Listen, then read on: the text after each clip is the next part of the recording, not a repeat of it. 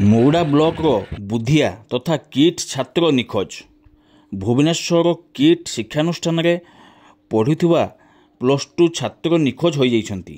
ସେ ହେଲେ ମୟୂରଭଞ୍ଜ ଜିଲ୍ଲା ମଉଡ଼ା ଥାନା ଅନ୍ତର୍ଗତ କୁହି ପଞ୍ଚାୟତ ଅଧୀନ ପ୍ରତାପଚନ୍ଦ୍ରପୁର କୁନାସାହିର ଠାକୁରା ମାରାଣ୍ଡିଙ୍କ ପୁଅ ବୁଧିଆ ମାରାଣ୍ଡି। ବୟସ 19।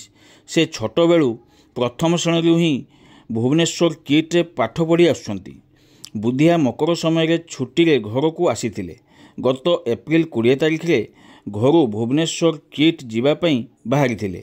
ବାରିପଦାରୁ ବସ୍ରେ ବସିଥିଲେ। ସେଇଠୁ ଆଜି ପର୍ଯ୍ୟନ୍ତ ବୁଧିଆଙ୍କର ଆଉ କୌଣସି ପତ୍ତା ମିଳୁନି। ତେବେ 26 ତାରିଖରେ ବୁଧିଆଙ୍କ ମା ପୁଇତା ମାରାଣ୍ଡି ଲିଖିତ ଭାବେ ମଉଡ଼ା ଥାନାରେ ଜଣାଇଛନ୍ତି। ମଉଡ଼ା ଥାନା ଅଧିକାରୀ ସୁମିତ କୁମାର ସୋରେନ ଏନେଇ ତଦନ୍ତ ଆରମ୍ଭ କରିଥିବା ମଧ୍ୟ ପ୍ରାଥମିକ ସୂତ୍ରରୁ ଜଣାପଡ଼ିଛି। ଅନ୍ୟପଟେ ପୁଅ ନିଖୋଜ ହେବା ପରେ ପରିବାର ଲୋକେ ଦୁଃଖରେ ଭାଙ୍ଗି ପଡ଼ିଛନ୍ତି। ଯେହେତୁ ବୁଧିଆ ପୂର୍ବରୁ ମଧ୍ୟ ଛୁଟିରେ ଘରକୁ ଆସନ୍ତି, ପୁଣି କିଟ୍ ଶିକ୍ଷାନୁଷ୍ଠାନକୁ ଯାଆନ୍ତି, ଏମିତି ଯିବା ଆସିବା ଚାଲେ। କିନ୍ତୁ ହଠାତ୍ ବୁଧିଆ ନିଖୋଜ ହେବା ଘଟଣା ସାହି ପଡ଼ିଶା ଓ ପରିବାର ଲୋକଙ୍କ ମନରେ ସନ୍ଦେହ ସୃଷ୍ଟି କରୁଛି। ବୁଧିଆଙ୍କ ଫୋନ୍ ନମ୍ବର ମଧ୍ୟ ସୁଇଚ୍ ଅଫ୍ କହୁଛି। ଏପରି ସ୍ଥିତିରେ ବୁଧିଆଙ୍କ ପରିବାର ମଧ୍ୟରେ ଏକ ପ୍ରକାର ଦୁଃଖର ବାତାବରଣ ଖେଳିଯାଇଛି। ତେବେ ଯଦି କେହି ସହୃଦୟ ବ୍ୟକ୍ତି ବୁଧିଆଙ୍କର ଠିକଣା ପାଆନ୍ତି କିମ୍ବା ବୁଧିଆକୁ କେହି ଦେଖନ୍ତି, ତେବେ 9078028891 ଏବଂ 7848910468 ନମ୍ବରରେ ବୁଧିଆଙ୍କ ପରିବାରକୁ ଜଣାଇବା ପାଇଁ ପରିବାର ଲୋକେ ଅନୁରୋଧ କରିଛନ୍ତି। ତେବେ ଏନେଇ ପୁଅ ବୁଧିଆଙ୍କୁ ନ ପାଇ ବାପା ମା ଭାଙ୍ଗି ପଡ଼ିଛନ୍ତି। ସେହିପରି ପୋଲିସ ଶୀଘ୍ର ବୁଧିଆଙ୍କୁ ଖୋଜିବାକୁ ଅନୁରୋଧ କରିଛନ୍ତି ଆଦିବାସୀ ସମ୍ପ୍ରଦାୟର ଗାଁର ମୁଖିଆ ଜୀବନ ସାହୁ। ତେବେ ଏନେଇ କ'ଣ କହୁଛନ୍ତି ବାପା ମା ଏବଂ ଗାଁର ମୁଖିଆ, ଆସନ୍ତୁ ତାଙ୍କଠାରୁ ଶୁଣିବା। ଆପଣଙ୍କ ନାମ? ମୁଁ ଠାକୁର ମାଣ୍ଡି। ଆପଣଙ୍କର କେତେ ପୁଅ? 4 ଜଣ। କିଏ ପଢ଼ୁଥିଲେ? କ'ଣ ହେଇଛି ଘଟଣା?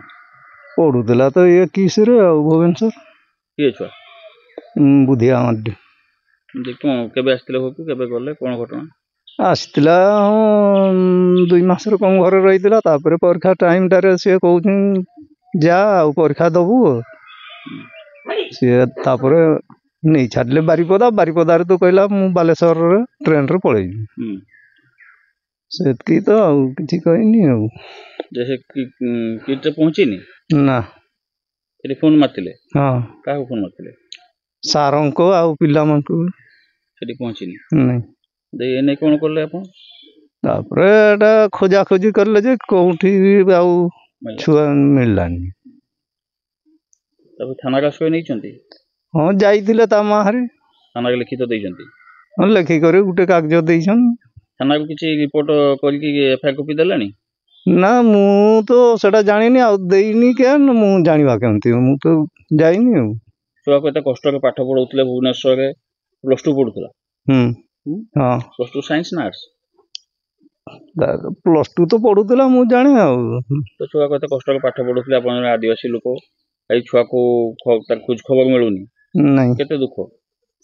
ଆଉ ଦୁଃଖ ତ ହେଇଛି, ଆଉ ମିଳୁନି ମାନେ ଆଉ ଆମେ ତ କହୁଛୁ କୋଉଠି ଅଛି ବୋଲି, ଆମେ ବି ଖୋଜା ତ ଚାଲିଛି। ପୁଲିସ କ'ଣ କହୁଛି? ପୁଲିସ କିଛି କହିନି ସେମାନେ। ଆଉ କେବେଠୁ କହିଲାଣି ସେ ଭୁବନେଶ୍ୱର ପାଠ ପଢ଼ାପଢ଼ି କରୁଛି? ସେ ପ୍ରଥମ କ୍ଲାସରୁ ପଢ଼ୁଥିଲେ। ଆଉ ସେଇଠି ଆପଣ ସେ କେତେ ନମ୍ବର ପୁଅ? 3 ନମ୍ବରରେ। ତେବେ କେମିତି ତାଙ୍କ ମାଆର ଅବସ୍ଥା କେମିତି କ'ଣ ଖୋଜାଖୋଜି କରୁଛନ୍ତି? ଥାନାରେ ତ ଏଫଆଇଆର ଦେଇଥିଲେ। ଆଉ ସେମାନେ ତ କିଛି ମିଳିଲାନି ବେଳେ ଆଉ ଘରେ ତ ରହିଛେ, ଆଉ କୋଉଠି ଦେଖୁଛେ। ଆଉ କାମ ନ କଲେ ବି ଆଉ ଚଳିବା କେମିତି? ତାପରେ ଯୋଉ କିଟ୍ କର୍ତ୍ତୃପକ୍ଷ ଯୋଉ ସାରଙ୍କୁ ଫୋନ୍ ମାରିଥିଲେ, ସେମାନେ କିଛି କହିଲେ କି? ସେମାନେ କହୁଛନ୍ତି ଥାନାରେ ଏଫଆଇଆର ଦେଇଛୁ କହିଲେ। ହେଇଗଲା ସିଏ 26 ତାରିଖ ନା କେବେ 20 ତାରିଖ ଦିନ ଯାଇଛି ଏଠୁ ଘରୁ। ଏପ୍ରିଲ 20? ହଁ। ପରୀକ୍ଷା 21 ତାରିଖ ପାଖରୁ ଲାଗିବ। ଆଜି ପର୍ଯ୍ୟନ୍ତ ମିଳୁନି ଖବର? ନାଇଁ। ଦୁଶ୍ଚିନ୍ତାରେ ରହୁଛନ୍ତି। କ'ଣ ଦାବି ରଖିବେ? ପିଲାକୁ ଶୀଘ୍ର ଖୋଜି ଆଣିବା ପାଇଁ ସରକାରଙ୍କ ପାଖରେ କ'ଣ ଦାବି ରଖିବେ? ଆଉ ସିଏ କୋଉଠି ଅଛି ଜାଣିବା କେମିତି, ସେଇଟା ତ ଆମେ ଇଏ କରୁଛୁ ଆଉ। ଆପଣଙ୍କ ନାମ ପରିଚୟ? ଜୀବନ ମୁର୍ମୁ କ'ଣ ଅଛନ୍ତି? ମୁଖ୍ୟ। କ'ଣ ମୁଖ୍ୟ? ଏଇ ଗାଁର ଏମିତି ଇଏ ମାଝିଆର ଅଛି, ମୁଖ୍ୟ। ମେଜଣା ମୁଖ୍ୟ। ହଁ, ଏଇ ଯେଉଁ ଆପଣଙ୍କ ଠାକୁର ମାଗାଣୀଙ୍କ ପୁଅ ଜଣେ ଭୁବନେଶ୍ୱର କିଟ୍ରେ ପାଠ ପଢ଼ୁଥିଲେ, ସେ ଘରକୁ ଆସିଥିଲେ ପରୀକ୍ଷା ଦେବା ପାଇଁ, ଘରୁ ବାହାରି ଯାଇଥିଲେ, ଆଜ୍ଞା ତ ସେ ନିଖୋଜ ଅଛନ୍ତି ଗତ 20 ତାରିଖରୁ, ଏପ୍ରିଲ 20କୁ। ଆଜ୍ଞା। କ'ଣ କହିବେ? ପୁଲିସ ଏ ନେଇକି ତାଙ୍କ ମାଆ ଯାଇକି ଥାନାରେ ଅଭିଯୋଗ କରିଥିଲେ କି? ଆମର ପ୍ରତାପ ଚନ୍ଦ୍ରପୁର ଏଇ ବୁଧିଆ ମାର୍ଡି ଏଇ ବାରିପଦାରୁ କିଟ୍ କଲେଜ ଭୁବନେଶ୍ୱରକୁ ଯାଉଥିଲା।